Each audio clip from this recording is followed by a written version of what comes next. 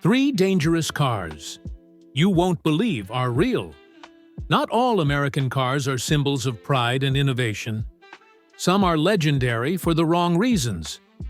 These 3 cars were disasters, poorly built, unsafe, or with dangerous defects. From exploding gas tanks to out-of-control steering, they gave Made in America a bad name. You'll be shocked they were ever sold. Support the channel by subscribing and liking. Your support keeps more and more of us moving forward. Thank you very much. Don't forget to hit the bell so you don't miss the next episodes. Number 3. 1953. Kaiser Darren. The American dream car that couldn't handle reality. The 1953 Kaiser Darren was supposed to be America's answer to the European Roadster. Stylish, lightweight, and built with cutting-edge materials, it looked like the future of American sports cars. But behind the swoopy fiberglass body and famous sliding doors was a car that just wasn't ready for the real world. And in some ways, it turned out to be downright dangerous. Let's start with what made it stand out. The Darren was the first American production car with a fiberglass body, debuting just before the Chevrolet Corvette. It also featured unique pocket doors that slid into the front fenders, a bold and clever design idea that looked great in theory. But in practice, not so much. Those doors, while innovative, were notoriously fragile and prone to jamming. If you were in an accident or the frame warped even slightly, you might not be able to open them at all. A serious problem in an emergency. Combine that with the car's ultra-low height and tight interior, and getting in or out quickly was nearly impossible. But the biggest issue was structural integrity.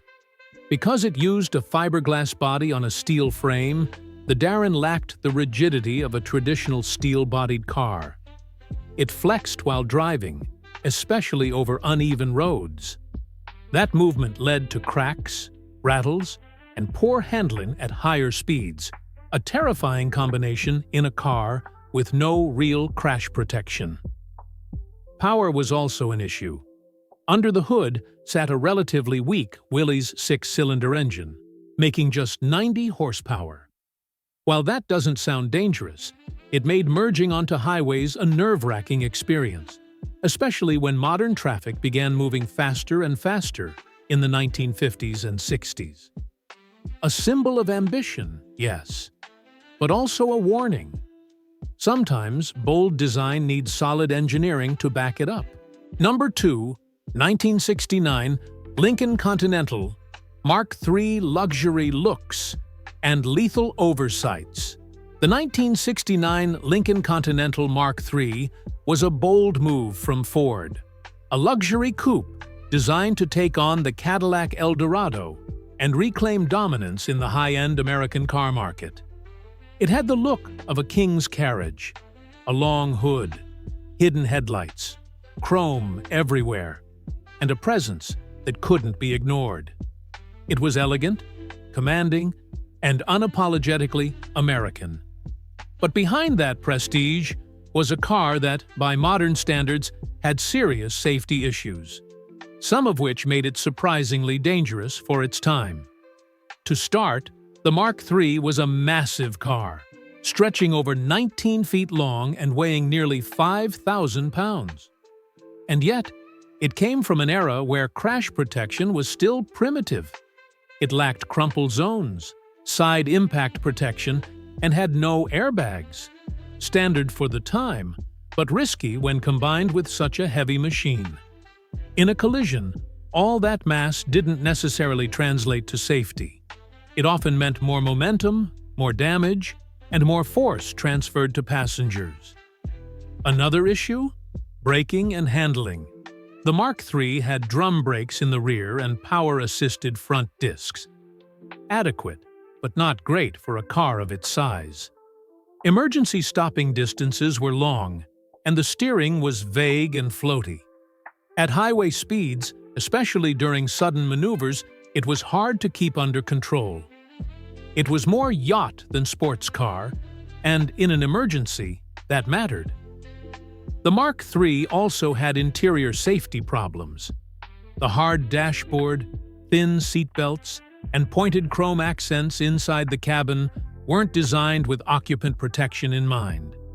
In a crash, these elements became real hazards. Still, the Mark III succeeded in what it set out to do. It was a symbol of power and wealth. Elvis Presley owned one. So did Frank Sinatra. It was less about driving and more about arriving. Number 1, 1977, Dodge Monaco. The car that couldn't keep up. The 1977 Dodge Monaco looked tough on the outside. Big, square-jawed, and built like a tank. It had police car presence, movie star fame thanks to the Blues Brothers, and that classic 1970s full-size American sedan feel. But underneath all that sheet metal, the Monaco was a rolling reminder of just how far Detroit had fallen behind in quality and safety by the late 70s. Let's start with build quality. The 1977 Monaco was plagued with poor assembly, rattling interiors, and uneven panel gaps. Owners complained of electrical issues, carburetor problems, and trim falling off within months of purchase. For a car that was meant to represent Chrysler's mainstream flagship, the Monaco often felt cheap, not in price, but in execution. But the real danger came from its handling and braking. The Monaco was a big car, nearly 18 feet long, but it had vague, floaty steering and poor weight distribution. Emergency maneuvers could send the car swaying uncontrollably. It didn't corner so much as lean and pray. Combined with soft suspension and outdated tire technology, this made the Monaco hard to control in tight situations. Braking wasn't much better. While it had front disc brakes, the rear drums were underpowered for a vehicle this size. Long stopping distances and brake fade were common, especially during high-speed or panic stops. Add in poor fuel economy, outdated emissions systems, and the looming shadow of Japanese imports offering better reliability, and the 1977 Dodge Monaco became part of a fading era, one where style tried to cover up for serious flaws. Today, it's remembered fondly for its iconic looks and screen appearances.